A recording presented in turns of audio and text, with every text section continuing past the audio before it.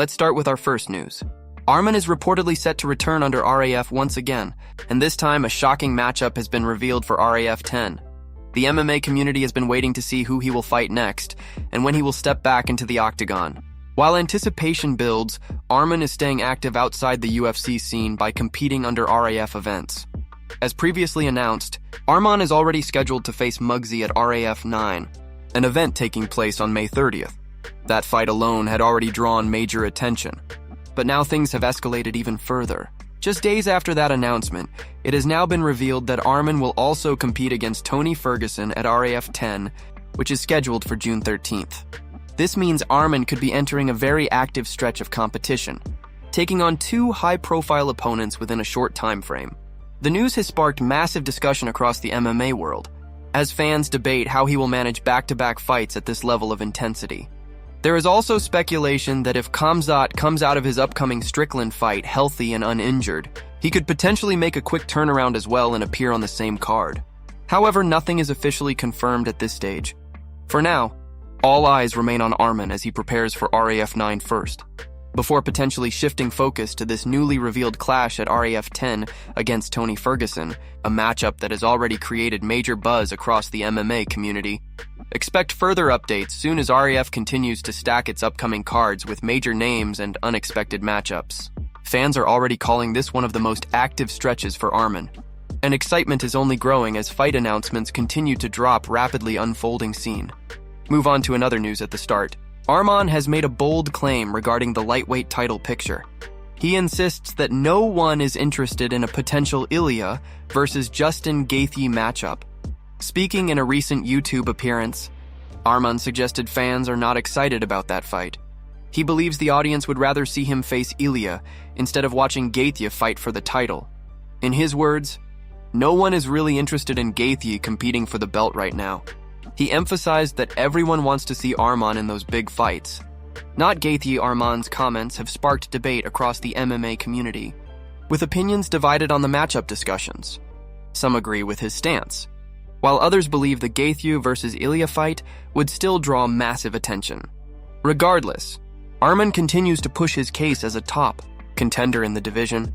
This latest statement adds more fuel to ongoing debates about who deserves the next title shot. Arman remains confident that his name belongs at the center of the biggest UFC conversations. For now, he continues to speak out, making it clear he sees himself as the most marketable option for fans. His criticism of the proposed Ilya and Gaethje matchup has only intensified discussion. Online fans and analysts continue to debate whether Arman's assessment reflects reality or personal ambition.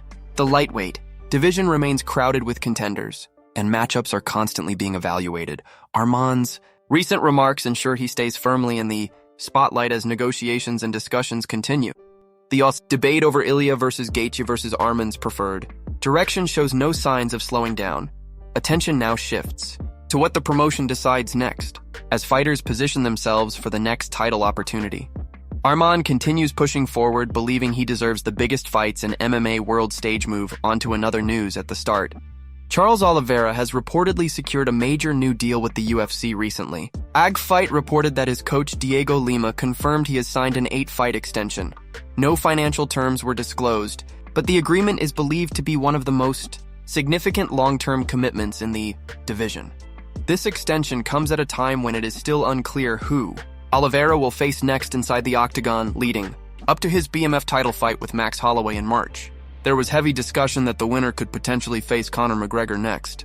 However, after Oliveira captured the BMF belt using a wrestling-heavy approach, many fans and analysts began to question whether that matchup still made sense. In fact, reports now suggest the UFC may instead be targeting a Conor McGregor versus Max Holloway showdown at UFC 329. Recently, in an interview with AG Fight, further details were discussed about Oliveira's position in the division and his long-term future under the promotion. The extension is seen as a strong statement of intent from both the fighter and the organization, signaling continued commitment to big fights at the highest level. Oliveira remains one of the most dangerous competitors in the lightweight division, with a reputation for finishing fights and delivering high-level performances. His recent run, combined with his championship experience, continues to make him a central figure in discussions about future title implications. For now, attention remains on who the UFC will match him up against next, as negotiations and planning continue behind the scenes. Overall, the move strengthens Oliveira's position as one of the UFC's most important stars, ensuring he remains active in top-tier matchups moving forward.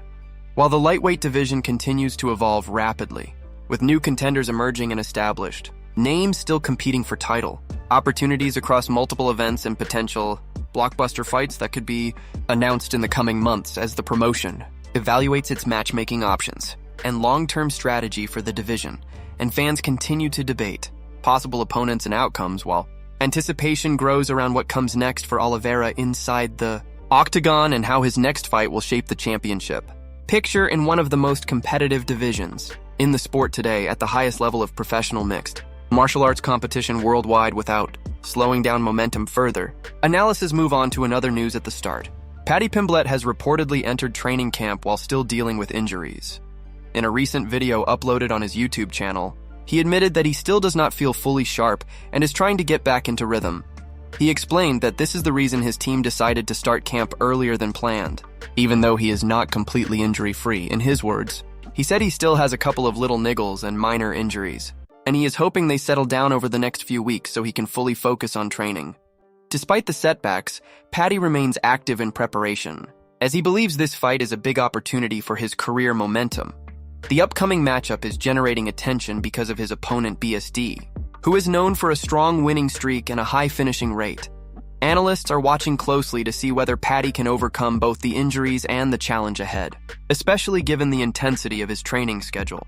His early camp decision suggests urgency, with his team pushing to ensure he is ready. Despite ongoing physical concerns, fans are now debating whether starting camp injured will affect his performance or whether it will give him enough time to recover fully before fight night.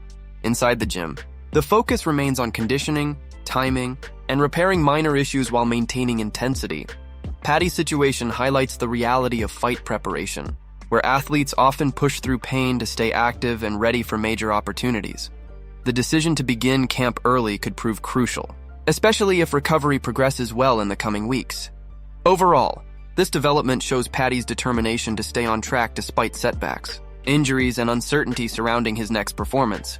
As preparations continue, all attention remains on how he adapts in camp and whether he can return to full sharpness before fight night arrives. The situation remains developing as Paddy pushes forward through early training stages while managing physical setbacks. This approach reflects his commitment to staying active in the division, even when not at 100%, as he continues building toward his next fight and aims to deliver a strong performance once fully recovered and back to peak condition inside the octagon under high pressure competition at the highest level of mixed martial arts sport. Globally in professional combat sports today, worldwide move on to another news at the start. Paddy Pimblett versus Benoit Saint-Denis has now been confirmed by sources. Recent reporting indicates that all recent signals suggesting Paddy Pimblett and Benoit Saint-Denis would fight at International Fight Week were indeed accurate.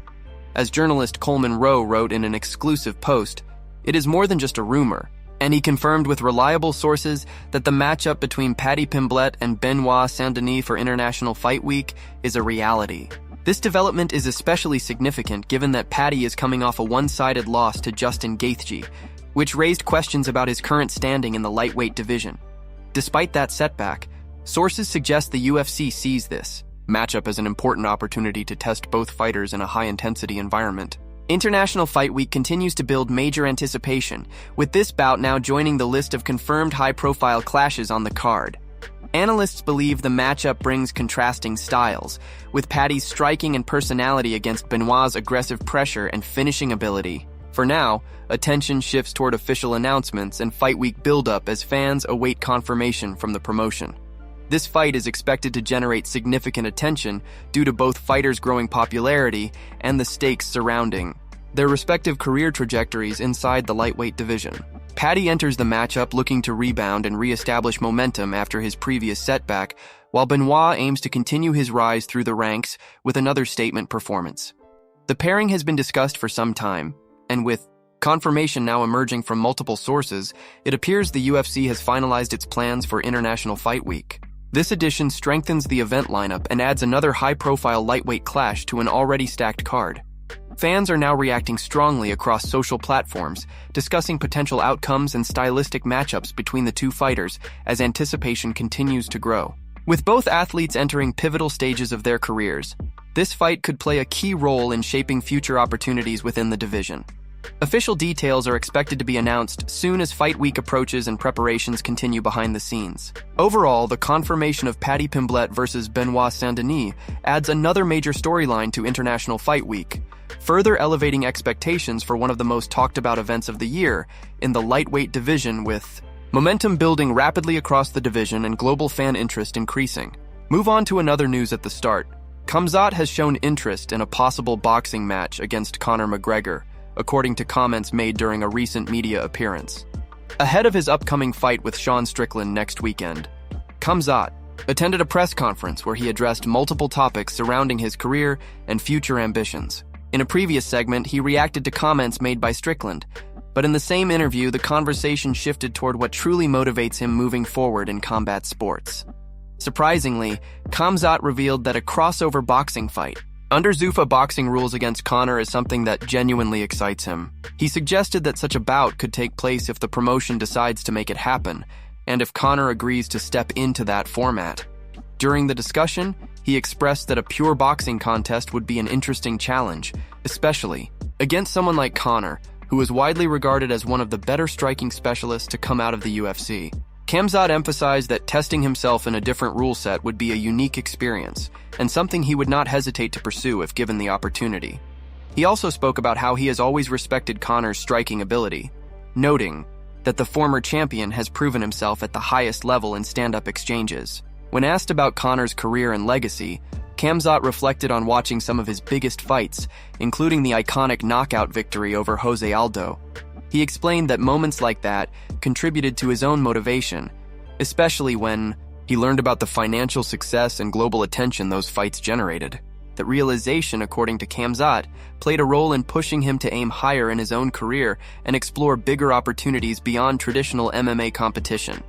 The idea of a boxing clash between Khamzat and Conor has now sparked discussion across the combat sports world, with fans debating how such a matchup would unfold under pure boxing rules. For now, Khamzat remains focused on his upcoming fight with Sean Strickland, but his comments have added a new layer of speculation about potential crossover fights in the future and what major super fights could emerge if promotions decide to explore boxing ventures involving elite MMA athletes at the highest level of combat sports competition globally, as interest continues to build around crossover possibilities in the sport. Move on to another news at the start. Sean Strickland has reacted to Khamzat's response following escalating comments ahead of UFC 328.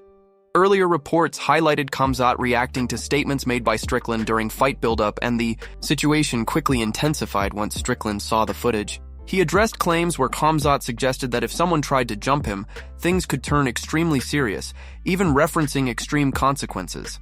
Strickland was asked whether anything Khamzat said had upset him or caused concern, and he dismissed the idea in a blunt and chaotic tone. He questioned the logic behind the threats, implying disbelief that such scenarios would even happen in reality.